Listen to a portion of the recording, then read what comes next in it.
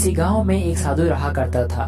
जब वह नाचता था तभी बारिश होती थी, इसलिए गांव के लोगों को जब भी बारिश की जरूरत होती तब यह लोग उस साधु के पास जाते और उनसे अनुरोध करते कि वे नाचें, और जब वह नाचने लगती तो बारिश जरूर होती थी। कुछ दिनों बाद 4 लड़के शहर से गांव में घूमने आए। जब उन्हें ये बात पता चली कि साधु के नाचने से बारिश होती है तो उन्हें यकीन नहीं हुआ। शहरी पढ़े लिखे के घमंड में उन्होंने गांव वालों को चुनौती दी थी कि अगर हम भी नाचेंगे तो बारिश होगी, और अगर हमारे नाचने से बारिश नहीं हुई तो साधु के नाचने से भी बारिश नहीं होगी। अगले दिन सुबह सुबह गांव वालों और उन 4 लड़कों को लेकर साधु की कुटिया के पास पहुंचे। गांव वालों ने साधु को सारी बात बताई। फिर उन्हें लड़कों ने नाचना शुरू किया। पहले लड़के ने नाचना शुरू किया, आधा घंटा बीत गया, फिर पहला लड़का थक कर बैठ गया पर बादल नहीं दिखे।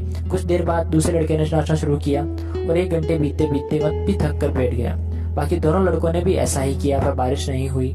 अब साधु की बारी थी। उसने साधु ने नाचना शुरू किया। 1 घंटा बीत गया पर बारिश नहीं हुई।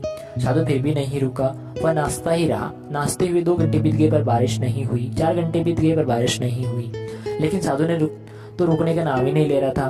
धीरे धीरे शाम ढलने लगी कि तभी बादलों की गड़गड़ाहट सुनाई दी और थोड़ी देर बाद जोरों की बारिश होने लगी। यह देखकर चारों लड़के दंग रह गए और तुरंत साधु से क्षमा मांगी। फिर 4 लड़कों ने साधु से पूछा, बाबा भला ऐसा क्यों कि हमारे नाचने से बारिश नहीं हुई और आपके नाचने से बारिश हो गई? साधु ने उत्तर दिया, जब मैं नाचता हूँ तो 2 बातों का ध्यान रखता हूँ। पहली बात तो ये सोचता हूँ कि अगर मैं नाचूंगा तो बारिश को होना ही पड़ेगा, और दूसरी यह है कि तब तक नाचूंगा जब तक बारिश न हो जाए। तो सफलता पाने वालों में भी यही गुण विद्यमान होता है। वे जिस काम को भी करते हैं उसमें सफल होने का पूरा भरोसा होता है, और तब तक उस तक काम को करते हैं जब तक कि उसमें सफल न हो जाए।